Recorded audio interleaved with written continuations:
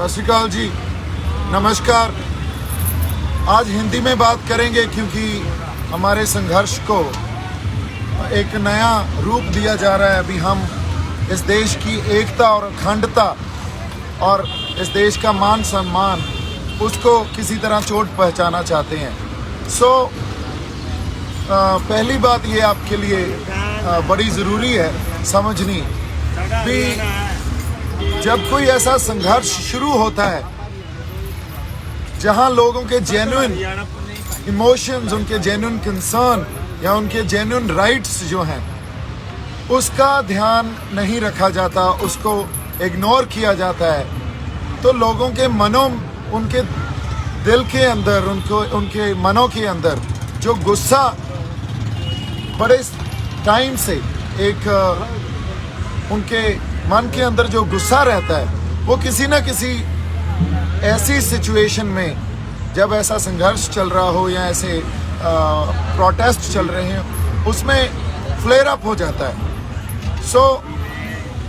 पहली बात तो ये है, आज इस सिचुएशन जो हुई उसमें वो गुस्सा फ्लेयर अप हो गया और इसमें किसी एक शख्सियत को अगर आप बोलें भी उसने भड़काहट की है, तो कभी भी संघर्ष, इतना बड़ा संघर्ष, वो किसी एक शख्सियत या एक व्यक्ति के ऊपर डिपेंड नहीं होता। इस बात को समझना बड़ा ज़रूरी है। दिल्ली के चार तरफ से बॉर्डर, जो हमारे किसान जथेबंदियां या हमारे लोग हैं, उन्होंने चारों तरफ से वो बॉर्डर, एक ऑब्स्टैकल जो वहाँ बैरिकेड की हुई थी, बैरिकेडिंग, उसको तोड़ के आगे बढ़े, उसको तोड़कर आगे बढ़े और वो सब, जैसे हम सब रेड फोर्ट की, लाल किले की तरफ चले गए। जब रेड फोर्ट की तरफ गए तो एक सिंबॉलिकली अपना रोष, अपना प्रोटेस्ट, अपना विरोध दर्ज करवाने के लिए जो नए कृषि कानून बने हैं उसको दर्ज करवाने के लिए हमने वहाँ निशान साहब भी लगाया, हमने किसान झंडा भी हमारा लगाया, किसान मजदूर एकता का नारा भी बुलंद किया। इसीलिए किया और पीछे उसके तिरंगा लगा हुआ है। जिस पोस्ट पे हमने झंडे लगाए उस पोस्ट के ऊपर कोई झंडा नहीं था, और ये झंडा हमारी इस देश की डाइवर्सिटी, जो हमारी डाइवर्सिटी है उसकी पहचान है। देखिए, आप डाइवर्सिटी को इस तरह मत देखिए भी यूनिटी इन डाइवर्सिटी। डाइवर्सिटी का एक्चुअल मीनिंग जो यूनिटी इन डाइवर्सिटी, या हमारे गुरु साहबान या श्री गुरु ग्रंथ साहब से हमने सीखा है, different but equal. Different but equal जो डाइवर्सिटी है उसको समझने की कोशिश कीजिए। इस देश की एकता और अखंडता के ऊपर किसी ने सवाल नहीं उठाए हैं, किसी ने वहाँ से फिरकू और भड़काने वाली बातें नहीं की हैं। लाखों लोगों ने, इतनी बड़ी मोबिलाइजेशन हुई, लाखों लोग इस बहाव में बहे। वो एक ऐसा बहाव है, अगर आप उस बहाव को नहीं समझेंगे और उसको सिर्फ आज की घटना को आइसोलेशन में देखने लगेंगे तो हम बहुत बड़ी गलती कर जाएंगे। ये एक पहले जो प्रोसेस चल रहा था उसकी कंटिन्यूशन है। इतने समय से हमें 6-6, 7-7 महीने हो गए ये प्रोटेस्ट करते हुए। उस प्रोटेस्ट में 6-7 महीनों की कंटिन्यूशन है जो ये चल रहा है, जो आज हुआ। इसको आइसोलेशन में मत देखिए। ये घटना किसी ने सोच के या किसी ने प्लान करके किसी ने नहीं की है। ये एक जो बहाव है, एक फ्लो है, उस फ्लो में लोग संघर्ष में उन्होंने अपना प्रोटेस्ट सिंबॉलिकली जाहिर किया, जहां पहले उन्होंने निशान साहब और फिर किसान मजदूर एकता का झंडा लगाया और उसके पीछे तिरंगा लगा हुआ है। इस देश की एकता और अखंडता के ऊपर कोई सवाल नहीं उठाया है। हम सिर्फ ये चाहते हैं भी हमें मान सम्मान से रखा जाए और वो मान सम्मान हर सबको मिले। जैसे यूनिटी इन डाइवर्सिटी को समझना है, यूनिटी इन डाइवर्सिटी को समझना भी हमें इस तरह पड़ेगा, different but equal and United. ये जो फलसफे हैं या हमारे सिद्धांत हैं, कई बार हम सिद्धांतक तौर पे एक दूसरे से कोई डिफरेंट जो हमारी बुद्धि होती है या डिफरेंट एक समझ रखते हैं, उसका मतलब ये नहीं हम एक दूसरे के खिलाफ हो गए। आज भी अगर किसानों ने या जो लोग गए थे दिल्ली, वो किसी को मारने थोड़ी गए थे, या किसी को हमने मारा हो, या कोई पब्लिक प्रॉपर्टी को हमने नुकसान पहुंचाया हो, या किसी दिल्ली वासी को हमने नुकसान पहुंचाया हो, या हमारे हाथ में कोई हथियार हो। हम तो अपने झंडे लेके गए और हमारे ट्रैक्टरों पे गए।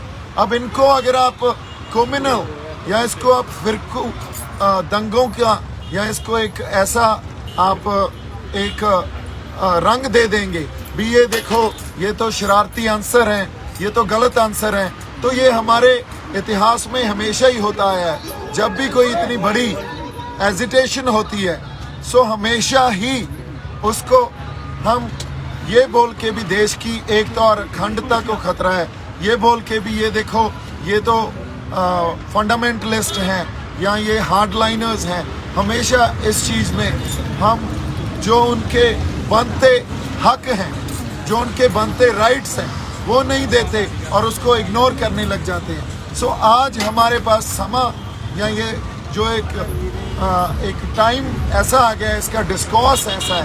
पहली मेरी बेनती ये है भी इसको आप आइसोलेशन में मत देखें। जो आज हुआ है वो कोई आज एक आइसोलेशन में या आज की घटना नहीं है, ये एक लंबा प्रोसेस था, उसकी कंटिन्यूशन है। और आज भी वहाँ सिंबॉलिकली हमने अपना रोष जताया है, बिना कुछ डिस्ट्रॉय किए, बिना किसी तरह की तोड़ फाड़ किए, बिना किसी तरह हमने पब्लिक प्रॉपर्टी हो या हमारे पुलिस फोर्सेस हो या किसी भी तरह का लॉ एंड ऑर्डर हो, हमने बिल्कुल पीसफुली, जो हमारा जमहूरी हक है, हमारा डेमोक्रेटिक राइट है, पीसफुली एक प्रोटेस्ट किया। और इस प्रोटेस्ट को अगर हम ये सोच रहे हैं भी इसको एक कोई शख्सियत या एक पर्सनैलिटी या एक आदमी इतना बड़ी मोबिलाइजेशन कर सकता है, सो ये बहुत बड़ी गलती होगी। आप लोगों के जेन्युइन कंसर्न समझिए, लोगों के इमोशन समझिए। एक मुझे ब्लेम करना है, किसी को भी ब्लेम करना, ये हमारी वही बात गलती होगी जो हम हमारे इतिहास में पहले से भी करते आए हैं। आज सबसे बड़ी ज़रूरत है भी हमें लोगों के इमोशंस को समझना चाहिए, उनके कंसर्न्स को समझना चाहिए, उनके सरोकार क्या है उसको समझना चाहिए और उस अकॉर्डिंगली हमें आगे डिसीजंस लेने चाहिए। मैं एक बार फिर आपको ये रिक्वेस्ट कर रहा हूँ, कोई भी भड़काने वाली बात नहीं कर रहा है। हर इंसान यहाँ आपसी प्यार, भाईचारक साझ और इस देश की एकता और अखंडता में विश्वास रखता है। किसानों को प्लीज़ किसी अलग नज़रिए से मत देखिए। किसानों ने सिंबॉलिकली बड़े पीसफुली जो हमारा डेमोक्रेटिक राइट है, जमहूरी हक है, उसको एक्सरसाइज किया है। वो सुप्रीम कोर्ट ने भी हमें दिया है, वो हमारा संविधान हमें देता है। और उसके आगे जो बात है, वहाँ फ्लैग पोस्ट पे कोई झंडा नहीं था, सो तिरंगा किसी ने नहीं उतारा। हमने सिर्फ अपना निशान साहब और हमारा किसान मजदूर एकता का जो हमारा झंडा है उसको वहाँ लहराया है। सो इतनी सी बात आपसे करनी थी मेरी तरफ से।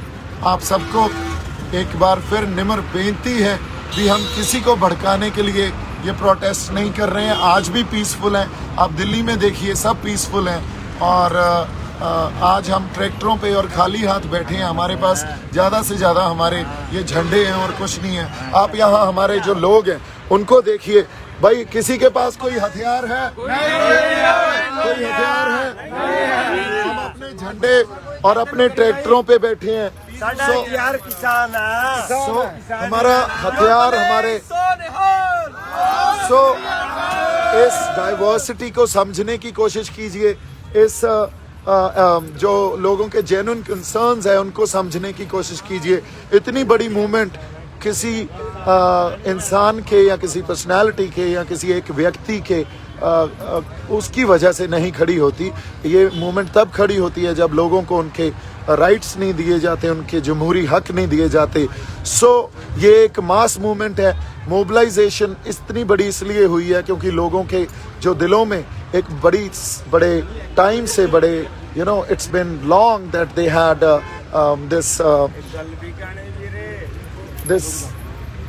what do you call it? I would say maybe anger within them. Since so long they were preserving it, and it had to be flare up at some point. So when it actually came out, so then this these incidents and this moment actually shaped up.